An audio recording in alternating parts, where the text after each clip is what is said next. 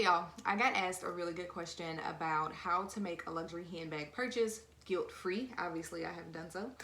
So I want to share with you how I go about budgeting for this kind of purchase so that I can fully enjoy it and not feel bad about it.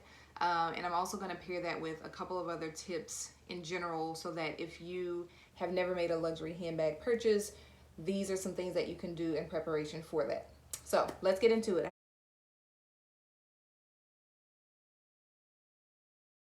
First thing that you're going to want to do before you make a luxury handbag purchase is extensive research. Number one, deciding the fashion house that you want to purchase from is really important. In doing your research, you are looking to see or gain a better understanding of how the fashion house is being run, who is currently designing for them, do you like the current aesthetics of the items that they're creating.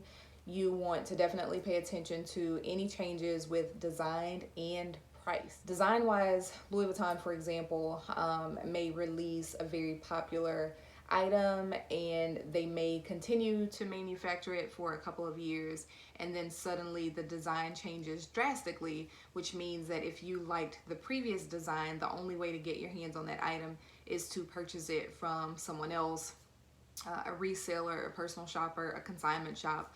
So you're essentially buying a used or pre-loved item. So knowing how often designs change, this item that you currently love, is that item even going to be available in the same design in the next few months? And then with price changes, a few of the fashion houses have been criticized because of today's climate, the pandemic and recession and everything that's going on. They've been criticized for recent price increases. The bag that you may be dreaming of could currently be $600 and before December could be, $800-900. So you want to know what the buzz is around that particular fashion house. Another thing that's been talked about a lot is quality control. So it's 2020. All of the houses are producing more items now than they were in, say, 1990.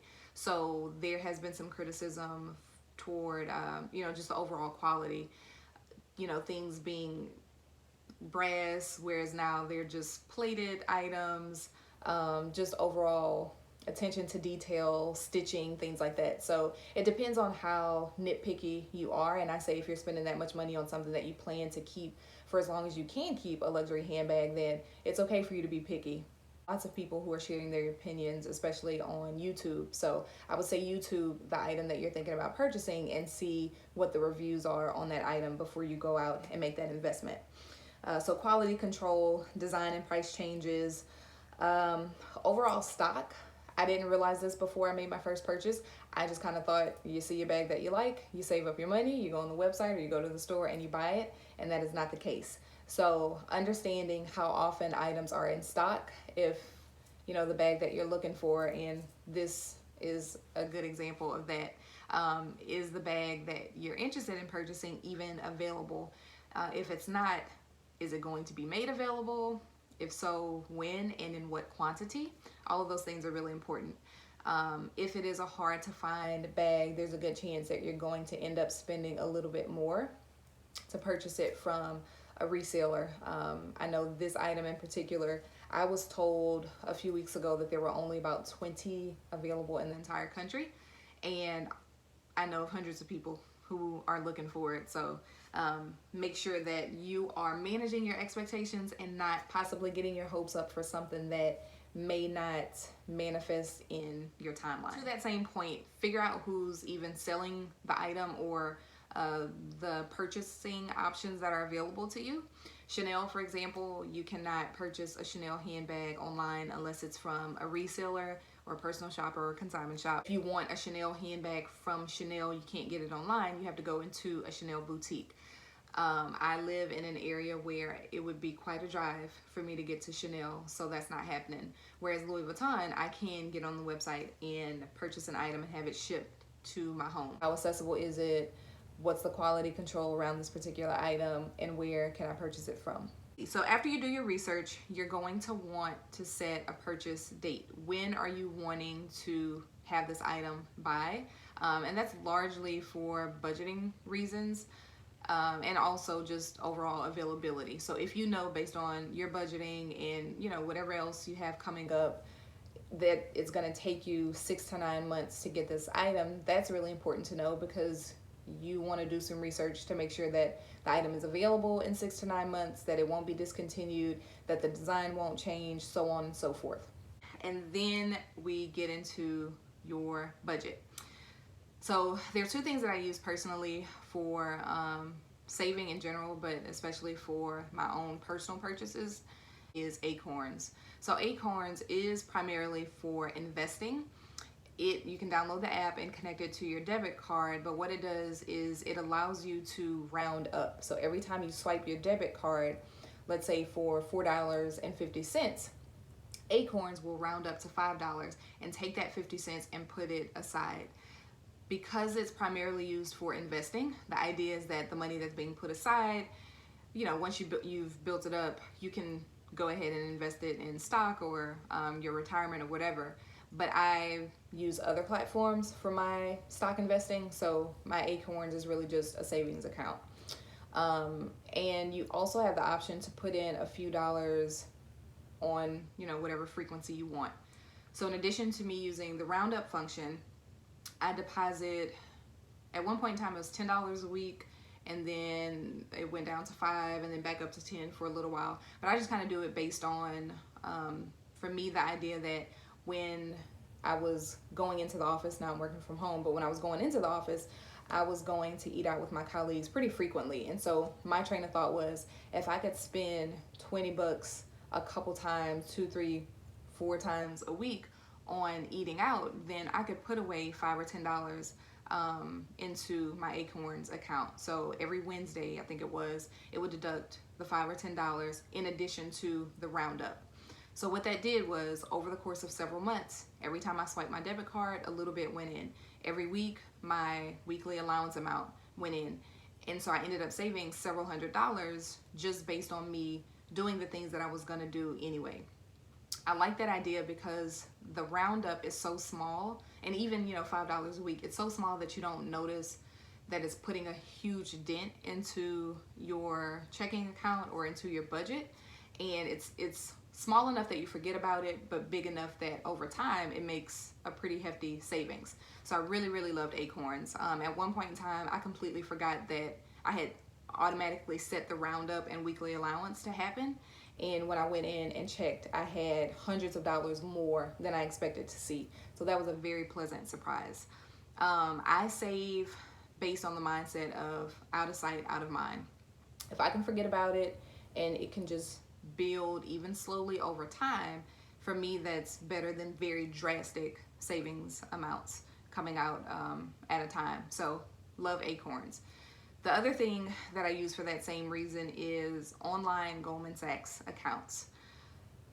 The online Goldman Sachs accounts don't require a minimum. You can do it extremely quickly from your phone or from your laptop. You don't have to go into a bank.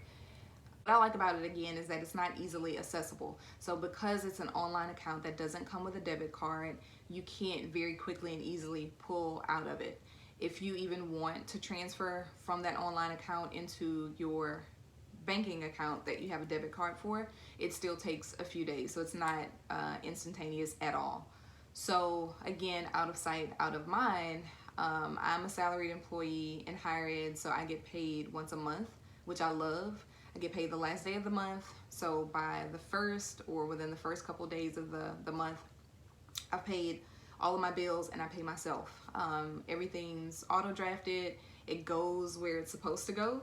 And so every month I have an account that I get to label. It's actually called Raina Splurge. So Raina Splurge gets a set amount every month at the very beginning of the month, in addition to my Acorns accounts. And I'm not thinking about it. It's not something that I'm checking on a regular basis. It's just there so that if I happen to go onto the website and this unavailable item has now been made available, I've already been saving for it, and the money's there, just kind of waiting. So if you go into it knowing exactly which bag you want and whether or not you're going to use a reseller or if you can get it from the website, all of those things are going to tell you how much you need to be budgeting.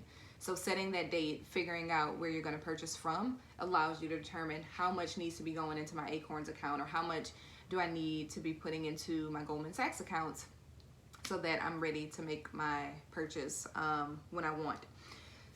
That's really important, because there was one bag in particular that I did really want, and I hadn't really set a date for it. I just kind of knew that I wanted to have it eventually, and out of pure chance, it had been unavailable for months. Just out of chance, laying in bed one night bored, happened to check the website, and it was available. So then in that moment, it was like, am I prepared to like buy this right now? You know, because it hadn't really been something that I was planning for. So I like the idea of the Acorns accounts and Goldman Sachs accounts, because you're always planning.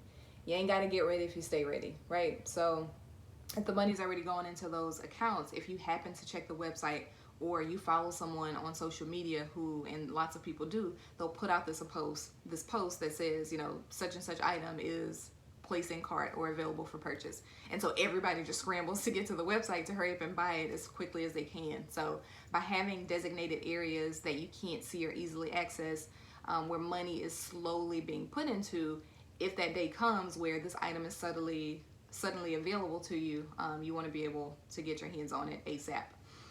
Another big thing, and this will be my last point, sales associates, or SAs as some people will call them, client advisors sometimes, are people that are sales associates in these boutiques. And these people have insider knowledge on when an item is going to be made available. If one bag happens to get shipped to the store, if you've built a relationship with that SA, then they will reach out to you and let you know, hey, your dream handbag just arrived. Give me your credit card info and I will ship it to you. I didn't realize that that was a thing. I would see people online talk about their SA, my SA helped me get this bag, or shout out to my SA for helping me get this. And I was just like, how the hell you get an SA? Like, what do I have to do? And there was this that I wanted so bad that I was like, I don't know how to get an SA, but I'm just gonna reach out to some people and see what happens.